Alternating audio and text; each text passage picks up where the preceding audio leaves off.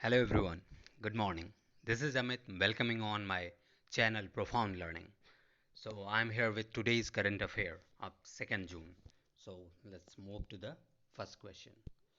Question number one, स्वास्थ्य विभाग द्वारा किस राज्य में doctors right to village site कार्यक्रम शुरू किया गया है? Doctors right to village site का मतलब अब डॉक्टरों को विलेज की साइड मूव करना चाहिए, जाना चाहिए। किसके लिए? क्योंकि कोरोना की वजह से मुख्य रूप से डॉक्टर क्या कर रहे थे कि अभी अब शहरों में ही इलाज कर रहे थे, तो अब इनका कार्यक्रम है कि अब गांव में जाके उनको कार्य करना चाहिए। तो इसके आंसर है कर्नाटका। कर्नाटक में ये प्रोग्राम शुरू किया गया है। यहाँ के मुख्यमंत्री हैं येदियुरप्पा जी हैं, वी एस येदियुरप्पा, और राज्यपाल वजूभाई वाला, you can see here. And यहाँ के नेशनल पार्क मैंने बता रखा है कि अंशी, बनरघट्टा, नागरहोल और कुद्रेमुख। कुद्रेमुख, अंशी, बनरघट्टा, नागरहोल, ये हैं। करंट की अगर कुछ बात करेंगे तो भारत की पहली गर्ल्स फुटबॉल एकेडमी बेंगलोर में खोली गई, जो कि कहाँ है? कर्नाटक में है। भारत का पहला वर्टिकल फॉरेस्ट टावर बनाया गया कर्नाटक में। अभी रिसेंट के सारे न्यूज़ हैं। बंगलौर विश्व का सबसे बड़ा रेलवे प्लेटफॉर्म बना रहा है, जो क्या है? Hubli railway station. So at the end the Bangalore is situated in Karnataka. So let's move to the next question. Cold chain प्रबंधन के लिए भारत का पहला स्वदेशी तापमान डेटा लॉगर एमबी टैग किसके द्वारा विकसित किया गया है? द आंसर इज आईआईटी रोपड़। तो एमबी टैग है क्या? एक तरह से टेम्परेचर मेजरिंग एक तरह से डिवाइस है। जैसे कि अभी कोरोना में लोगों के टेम्परेचर मेजर किए जा रहे हैं, तो बहुत सारी इसमें डिवाइसेस बन के आई हुई थी। इसी तरह एमबी टैग टैग जो है ये क्या कर रहा है? किसी भी चीज़ का टेम्परेचर एक लॉन्ग लॉन्ग समय में, जैसे आज का टेम्परेचर कितना है, कल कितना हुआ, घट गया, बढ़ गया, एक कुछ समय तक का टेम्परेचर का रिकॉर्ड कई दिनों का एक साथ ग्राफ के रूप में दे देगा कि आज 1 तारीख को टेम्परेचर इतना था, फिर बढ़ गया, फिर कम हो गया, ऐसे हो गया। तो जिससे कि विदेशों से कोई फल सब्जी या अलग अलग चीज़ मंगाए जाते हैं, जो कि जो ख़राब होने वाली चीज़ें होती हैं, तो एमबी टैब टैग क्या करेगा? उससे वहाँ के टेम्परेचर में जो भी बदलाव आता रहेगा उसको एक मतलब उससे पता चल जाएगा। तो अब आगे हमें क्या करना है उस प्रोडक्ट के साथ? तो ये हमें मतलब उसका हम वो कर सकते हैं कि आगे हमें क्या उसके लिए करना है। मान लीजिए कोई फल आया, तो फल आया तो उसका टेम्परेचर मान लीजिए वहाँ पर ठंडे प्रदेश में है, लेकिन यहाँ पे इतनी गर्मी ज़्यादा है, तो उसकी वजह से क्या मतलब ख़राब हुआ फल, कितने दिन चलेगा, बहुत सारी चीज़ें इससे पता की जा सकती हैं। तो just you must know only the MB tag है, जो कि टेम्परेचर एक तरह से मेजरिंग डिवाइस है, मुख्यतः आईआईटी रोपड़ द्वारा बनाया गया है। This is the main thing. Next, तंबाकू नियंत्रण के क्षेत्र में उनकी उपलब्धियों के लिए डब्ल्यूएचओ ने किसे सम्मानित किया है? भैया ये है हर्षवर्धन। क्या है ये? कौन से मिनिस्टर हैं आपको बताना है? हर्षवर्धन जी। अगर वर्ल्ड नो टोबैको डे, जो कि 31 मार्च को मनाया जाता है, इसकी थीम है कमिट टू क्विट। कमिट मतलब एक तरह से अपने कमिटमेंट करना, कि शपथ लेना, एक तरह से कि दृढ़ निश्चय करना कि मैं अब इसको क्विट कर दूंगा, अब इसको छोड़ दूंगा, क्या? तंबाकू को। वर्ल्ड हंगर डे की अगर रिसेंट में बात की जाए, 28 मई को मनाया गया था, और इसका थीम थी एक्सेस इंड्स हंगर।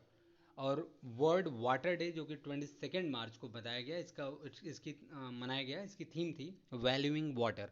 अच्छा, कल मैं जल्दी जल्दी में बोल दिया था 22 मई को मनाया जाएगा वर्ल्ड वाटर डे। बाद में मैंने इसे करेक्ट करके बोला, लेकिन in a flow somewhere it was coming in my mind, and that's why I just said something wrong, कि 22 मई को मनाया जाता है world water day. That's wrong actually, I am sorry for that. So अब क्या इसको कौन सा ट्रू है? 22 मार्च। पश्चिम बंगाल की सीएम ममता बनर्जी के मुख्य सलाहकार के रूप में किसे नियुक्त किया गया है? The answer is Alapan Bandopadhyay. भैया ममता जी आजकल बड़े न्यूज़ में हैं, तो we must know because she become currently a CM of West Bengal. So इनके क्या है मुख्य सलाहकार जो हैं, चीफ एडवाइजर जिसे बोलते हैं इंग्लिश में, वो कौन है? Alapan Bandopadhyay. Let's move to the next question. हाल ही में विश्व दुग्ध दिवस कब मनाया गया? आंसर इज 1 जून को मनाया जाता है वर्ल्ड मिल्क डे या डेयरी डे। तो दुग्ध दिवस के बारे में अगर कुछ जान लेते हैं भैया, इसकी थीम पहले क्या थी? Sustainability in the dairy sector. तो इसको याद रखना है, सस्टेनेबिलिटी इन डेयरी सेक्टर। सस्टेनेबिलिटी का मतलब होता है टिके रहना, ठीक है, धीरे धीरे, सतत, रूप से हम क्या है कि अपना डेयरी सेक्टर में एक तरह से कैसे हम विकसित करें और आगे बढ़ें। जैसे सबसे पहले आप एक मैं क्वेश्चन आपसे पूछूंगा कि जो अमूल है उसके कौन हेड हैं। उन्होंने अमूल जो कंपनी जो दूध के पैकेट आते हैं उसकी कंपनी को कौन इस्टेब्लिश किया जाता है। उन्हें बल्कि डेयरी का कहीं फादर भी बोला जाता है। इसके बारे में आपको पढ़ना है।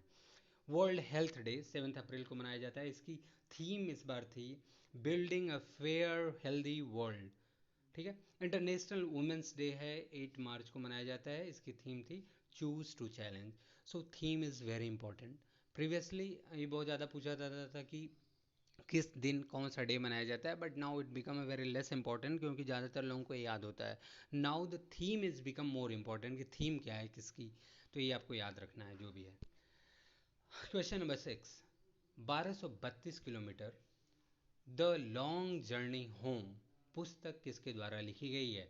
The answer is Vinod Kapri. और अगर पुस्तकों की बात आई तो कुछ लोगों की पुस्तक के बारे में जान लेते हैं। जैसे कि अभी मैंने कुछ ही दिन पहले बताया था, सच कहूँ तो पुस्तक लिखी गई है किसके द्वारा।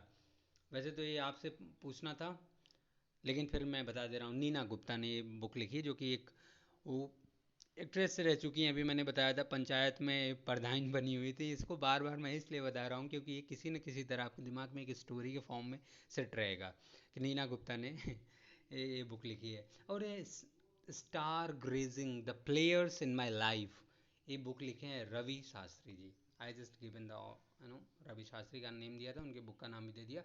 इवन बुक का नाम बड़ा था इसलिए आपको इसमें है, आप इसको ध्यान देंगे। The star grazing the players की बात है तो who is a player, Ravi Shastri. तो इसको रिलेट करके आप वो कर सकते हैं। नेक्स्ट, किस खिलाड़ी ने फ्रेंच ओपन द्वारा जुर्माना लगाए जाने के बाद रोलार्ड गैरोस 2021 से अपनी वापसी की घोषणा की है। एक्चुअल में आप बहुत सारे ऑस्ट्रेलियन होते हैं, ओपन टूर्नामेंट होते हैं, फ्रेंच होता है। तो ऐसे ही जो फ्रेंच टूर्नामेंट होता है उसका उसको दूसरा नाम दिया गया है क्या, रोलार्ड गैरोस। इसमें कुछ हिंदी में टाइप करने में वो टाइप नहीं हो रहा था, तो वो है, इसको आप देख लीजिएगा। फ्रेंच टूर्नामेंट का दूसरा नाम है, सॉरी फॉर दिस, एक गलती से हो गया है। इसके प्लेयर है नोआमी ओसाका। ये बहुत फेमस हैं, आप इनके नाम कितनी बार सुने होंगे। तो इन्होंने क्या किया था, इनके साथ जुर्माना लगा दिया गया था। इन्होंने एक मैच जीती, इसमें मैंने इसको डिटेल नहीं दिया है। और इसने एक मैच खेली, वो जीती। उसके बाद क्या होता है कि एक रूल होता है कि तुरंत मीडिया से इनको वो देना पड़ता है, मतलब एक तरह से कॉन्फ्रेंस करनी होती है। लेकिन इन्होंने कहा कि उन्हें तुरंत अगला मैच खेलना था उसी दिन। तो इन्होंने कहा कि मीडिया अजीबोगरीब तरह का सवाल पूछती है कि अगर आप अगले मैच में हार जाएंगे तो आपको कैसा लगेगा। This kind of negative message comes. तो वो सोचें कि ये नेगेटिविटी मीडिया एक तरह से फैलाती है, तो उन्होंने मना कर दिया कि मैं अब ये जो भी है कॉन्फ्रेंस नहीं देने वाली हूँ। तो इसकी वजह से क्या हुआ कि जो कि उनके एक तरह से नियम, तो इनको बहुत जुर्माना लगा दिया गया। तो एक गुस्से में आके कहीं कि मैं टूर्नामेंट खेलने वाली ही नहीं हूँ। तो she is a very famous player. तो इनके बारे में हमें याद रखना है कि इन्होंने रिटर्न ले लिया क्योंकि उनके ऊपर जुर्माना लगाया गया, और क्योंकि उन्होंने मना कर दिया था। और एक प्रोटोकॉल है कि उनको कॉन्फ्रेंस देना होता है, टूर्नामेंट की भी एक बाई रूल रेगुलेशन होता है, और इनकी भी अपनी समस्या थी। तो बस इनको याद रखना है कि इन्होंने फ्रेंच जो ओपन टूर्नामेंट होने वाला था इससे वापसी कर ली। नेक्स्ट, गोवा सरकार ने नीति आयोग की तर्ज पर एक संस्था की स्थापना की है। नीति आयोग था, नीति आयोग का आप फुल फॉर्म बताएंगे। मैंने अभी पिछले लेक्चर्स में मैंने बताया था।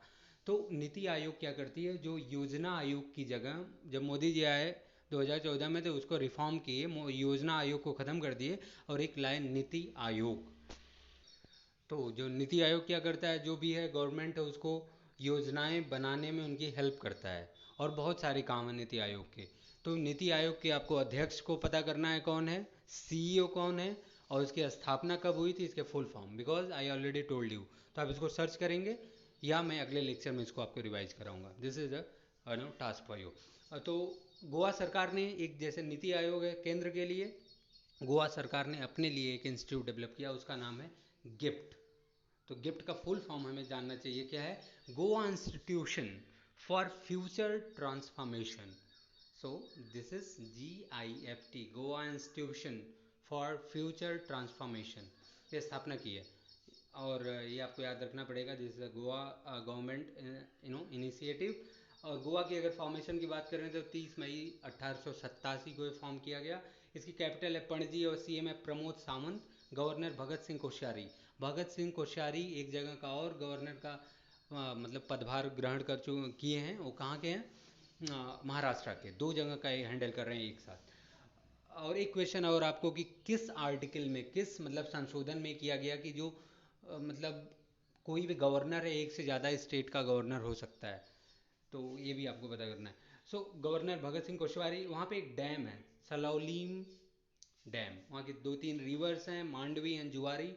और next thing that I told you in a previous lecture कि क्या हुआ था कि नर्मदा और ताप्ती और मांडवी जुआरी, ये चार नदियाँ जो कि पूरब से पश्चिम की ओर बहती हैं। मेजर और भी छोटी छोटी नदियाँ हैं, लेकिन ये मुख्य रूप से ये हैं, इनको आप हमें याद रखिए।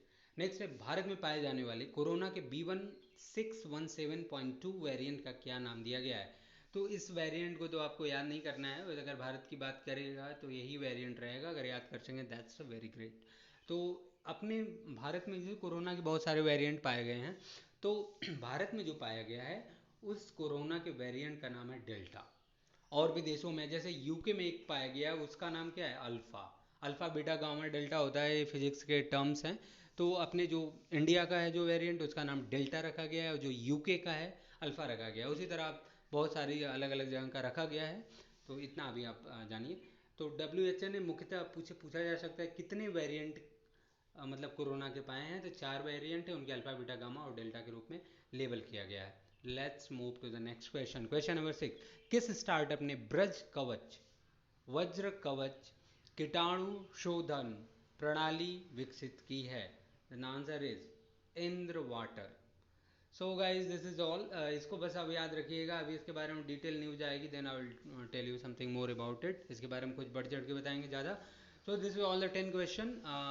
Thank you very much for giving your precious time. Just keep learning, keep growing. Thank you very much.